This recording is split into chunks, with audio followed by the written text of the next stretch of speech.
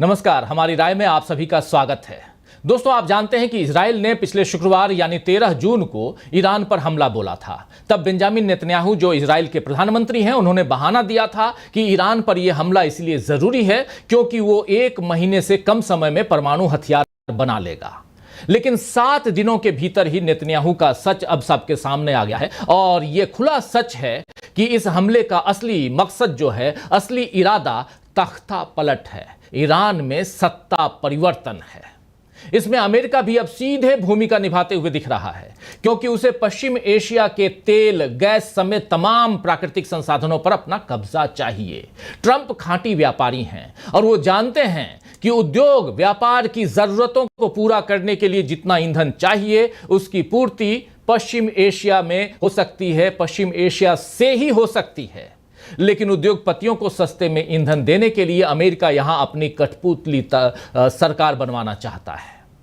2 दिन पहले ही अमेरिका ने ईरान को धमकी दी है कि वो समर्पण करे या फिर अंजाम भुगतने के लिए तैयार रहे।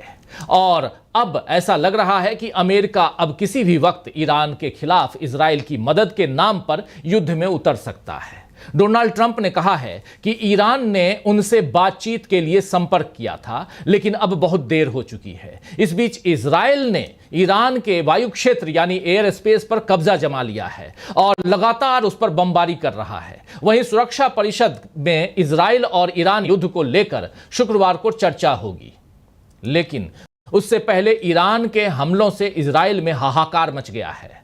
दरअसल ईरान ने 50 से ज्यादा लंबी दूरी की मिसाइलों के जरिए इजराइल के तेल अबीब और हाइफा शहरों पर हमला बोला है और बड़ा हमला कह सकते हैं, बड़ा मिसाइल हमला कह सकते हैं। इससे उत्तरी इजराइल में भारी तबाही मच गई है। आसमान में एक साथ इतनी बड़ी तादाद में मिसाइलों की बारिश को इजराइल का एयर डिफेंस सिस्टम रोकने में नाकाम रहा। इजरायली शहरों में हमले के अलर्ट के सायरन बज उठे, लोग बंकरों की ओर भागते हुए दिखे।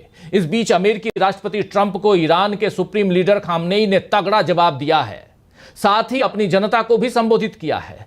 कल ही शाम को खामनेई ने अपने संदेश में, जो उन्होंने नेशनल टेलीविजन के जरिए अपनी जनता को संदेश दिया, उस संदेश में पहले तो ईरानी जनता को शुक्रिया अदा किया जो हिम्मत से इजरायली हमलों का सामना कर रही है, और इसके बाद खामनेई ने ईरानी टीवी पर हमले के दौरान बहादुरी दिखाने वाली महिला एंकर की भी तारीफ की। उन्होंने कहा कि मैं अल्लाह का शुक्र अदा करता हूं कि उसने इस मोमिन जनता को अपनी कृपा से ऐसी नैतिक और भौतिक क्षमताएं प्रदान की हैं।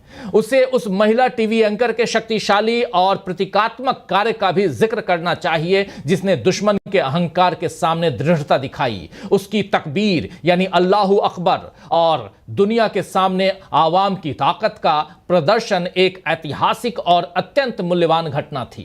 खामनेई ने कहा कि इजरायली सरकार का हमारे देश पर मूर्खतापूर्ण और दुर्भावनापूर्ण हमला तब हुआ जब सरकारी अधिकारी मध्यस्थों के जरिए अमेरिकी पक्ष के साथ अप्रत्यक्ष वार्ताओं में लगे हुए थे। ईरान की ओर से कोई भी ऐसा कदम नहीं उठाया गया जो किसी आक्रामक या कठोर सैन्य कार्रवाई का संकेत देता हो।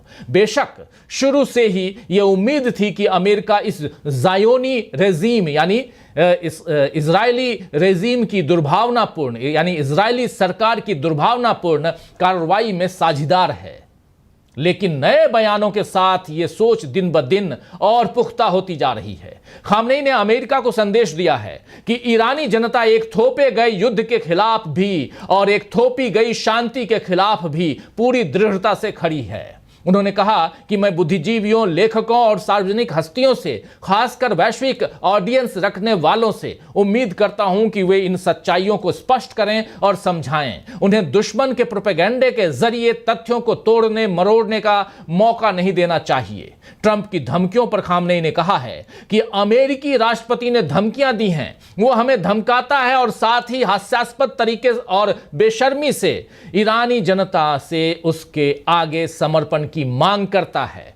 ऐसे व्यवहार पर सचमुच हैरानी होती है। पहली बात, धमकियां उन्हीं पर असर करती हैं जो उनसे डरते हैं। ईरानी जनता ने दिखाया है कि वो धमकियों के सामने नहीं झुकती। इसके बाद कुरान का संदेश खामनेई ने सुनाया, जैसा कि अल्लाह कहता है, निराश न हो और न दुखी, अगर तुम ईमान वाले हो तो तुम ही गालिब रहोगे। खामनेई के इस संदेश से दोस्तों साफ है कि ईरान किसी सूरत में दबने या पीछे हटने वाला नहीं है। उधर अमेरिका और पश्चिम देशों का साथ भले ही इजराइल को मिल रहा है, लेकिन इसमें अब चीन भी एक अहम भूमिका निभाता हुआ दिख रहा है। दरअसल चीन के लिए ईरान की जीत अब उसकी अपनी जीत का सवाल बन चुकी है, क्योंकि ईरान के जरिए मध्य पूर्व में उसके बड़े व्यापारिक और रणनीतिक हित जुड़े हैं। इसीलिए चीन किसी सूरत में ईरान की हार होते नहीं देख सकता। मंगलवार को ट्रंप ने जिस तरह ईरान को धमकाया है, उसके बाद चीन ने आरोप लगाया है कि अमेरिकी राष्ट्रपति डोनाल्ड ट्रंप इस जंग में घी डालने का काम कर रहे हैं। वहीं पिछले शुक्रवार को जब इजराइल ने ईरान पर हवाई हमला किया, तो चीन ने अपनी पहली प्रतिक्रिया में कहा था कि इजराइल ने रेड लाइन क्रॉस की है। इसके एक दिन बाद यानी 14 जून को शंघाई सहयोग संगठन यानी एससीओ ने बयान जारी कर ईरान पर इजरायली हमले की निंदा की। जैसा आप जानते हैं कि इस संगठन में चीन सबसे अहम भूमिका में है। हालांकि इस बयान से भारत ने खुद को अलग कर लिया था। 15 जून को चीन के विदेश मंत्री वांग यी ने ईरान के विदेश मंत्री सैयद अब्बास अरागची से बात की और कहा कि इजराइल की ये हरकतें संयुक्त राष्ट्र के नियमों और अंतर्राष्ट्रीय संबंधों के बुनियादी सिद्धांतों के खिलाफ है। खासतौर पर इजराइल का ईरान के परमाणु ठिकानों पर हमला करना बहुत खतरनाक है और इसके गंभीर नतीजे हो सकते हैं। अमेरिका और इजराइल की आलोचना के साथ साथ चीन अब ईरान को सामरिक मदद पहुंचा रहा है। फाइनेंशियल टाइम्स की मंगलवार की एक रिपोर्ट में सूत्रों का हवाला देते हुए कहा गया है कि पश्चिम एशिया में संघर्ष के बीच चीन के 2 कार्गो विमान ईरान पहुंचे हैं। इसी तरह युद्ध शुरू होने से एक हफ्ते पहले वॉल स्ट्रीट जर्नल ने भी एक रिपोर्ट प्रकाशित की, जिसमें दावा किया गया था कि ईरान ने बैलिस्टिक मिसाइल के ईंधन में इस्तेमाल होने वाले अमोनियम परक्लोरेट के कई टन की खेप के लिए चीन को ऑर्डर दिए थे, जिसकी अगले कुछ महीनों में डिलीवरी होने वाली है। खास बात यह है दोस्तों कि चीन पश्चिमी देशों के प्रतिबंध से बचने के लिए अलग अलग तरीकों से मदद पहुंचाता है।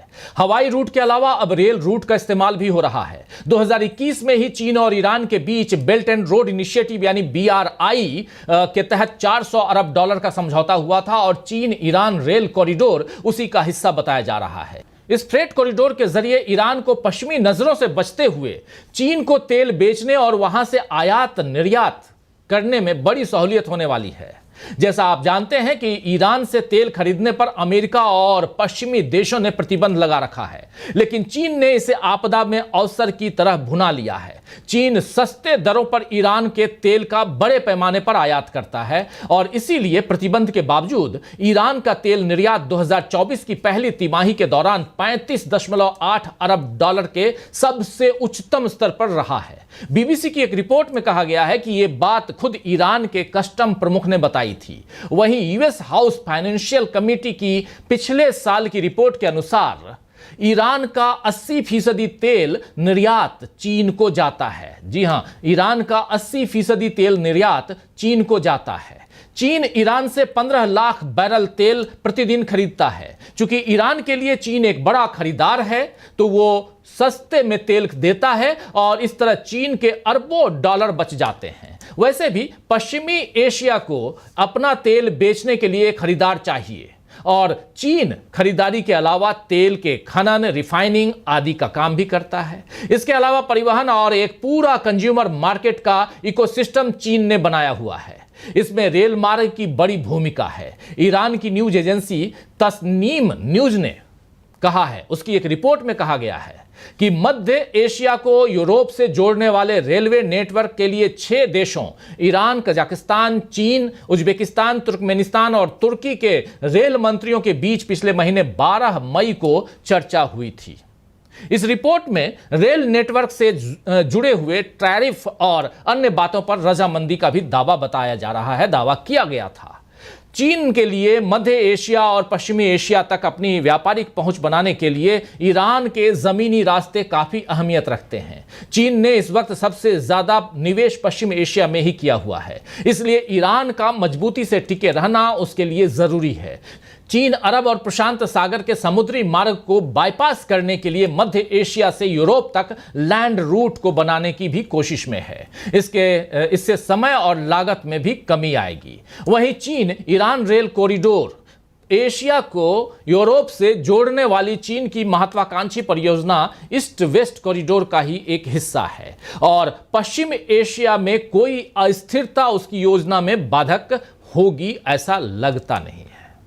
नेतन्याहू ने ताजा हमले के बाद ईरान में सरकार बदलने का अपना संकल्प दोहराया है, लेकिन चीन किसी भी हालत में नहीं चाहेगा कि ईरान सरकार का पतन हो। इन हालात में अगर अमेरिका ईरान पर हमला बोलता है तो फिर ईरान की तरफ से जवाब देने के लिए चीन भी मैदान में आ सकता है। इससे इस पूरे इलाके में एक बड़ी तबाही के खतरे बढ़ रहे हैं। वहीं इजराइल के इरादों पर अब लैटिन अमेरिका भी विरोध में उतर आया है। जी हां, अब लैटिन अमेरिका भी इजराइल के इस हमले पर ईरान के तरफ से विरोध में ईरान का पक्ष देते हुए सामने आया है। क्यूबा के राष्ट्रपति मिगेल डियाज कैनेल ने ज़ायोनी शासन यानी इजरायली शासन के हमलों की निंदा करते हुए कहा है कि यह हमला पश्चिम एशिया में तनाव बढ़ाने और अप्रत्याशित परिणामों के साथ अंतर्राष्ट्रीय और क्षेत्रीय शांति को खतरे में डालने वाला है। इजरायल की बर्बरता को रोका जाना चाहिए और अंतर्राष्ट्रीय कानून का सम्मान किया जाना चाहिए। वहीं वेनेजुएला के विदेश मंत्रालय ने कहा है कि एक जंगी कार्यवाही है जो इजरायली शासन के प्रधानमंत्री बेंजामिन नेतन्याहू के लंबे आपराधिक इतिहास में एक और अध्याय जोड़ता है। ये ऐसा शासन जिसका विनाशकारी तंत्र किसी भी कानून का पालन नहीं करता। निकारागुआ सरकार के बयान में कहा गया है कि इस कायरतापूर्ण हमले के साथ जिसने सह अस्तित्व और अंतर्राष्ट्रीय समझौतों के सभी नियमों और मानदंडों का उल्लंघन किया है, इजराइल लगातार दुनिया को एक अप्रत्याशित पैमाने और परिणामों वाले युद्ध के खतरे में डाल रहा है। मैक्सिको के विदेश मंत्रालय ने भी अपनी बात रखी है। दोस्तों, मैक्सिको का विदेश मंत्रालय जो है उसने गहरी चिंता जताई है और मध्य पूर्व में हिंसा की बढ़ती लहर की निंदा की है और उन कार्यों से बचने का आग्रह किया जो नागरिकों की जान जोखिम में डालते हैं। ब्राजील की वर्कर्स पार्टी ने एक आधिकारिक बयान जारी करते हुए इजरायली शासन के ईरान के खिलाफ आक्रमणों की कड़ी निंदा की है कह सकते हैं, और इस शासन के प्रधानमंत्री पर यानी बेंजामिन नेतन्याहू पर अंतर्राष्ट्रीय कानूनों के उल्लंघन करने का आरोप लगाया है। चिली की कम्युनिस्ट पार्टी ने भी अपना बयान जारी किया है और चिली कम्युनिस्ट पार्टी ने अपने बयान में इजरायली शासन द्वारा ईरान पर हमले की निंदा की है। तो जाहिर है कि दुनिया दो खेमों में बंट रही है और इसके लिए सीधे तौर पर नेतन्याहू और ट्रंप जिम्मेदार हैं। हालांकि पाकिस्तान अब ट्रंप को नोबेल पीस प्राइज देने की वकालत कर रहा है क्योंकि ट्रंप ने भारत और पाकिस्तान के बीच युद्ध रुकवाया है। क्या ट्रंप भारत और पाकिस्तान के बीच उन्होंने जैसा युद्ध रुकवाया, क्या उसी तरह ईरान और इजराइल के बीच युद्ध रुकवाएंगे या हाहाकार मचवाएंगे? देखना होगा। तो आज हमारी राय में बस इतना ही। फिर मिलेंगे कुछ ऐसी ही हमारी राय के साथ। तब तक जुड़े रहिए हमारे साथ और देखते रहिए डीबी लाइव। नमस्कार।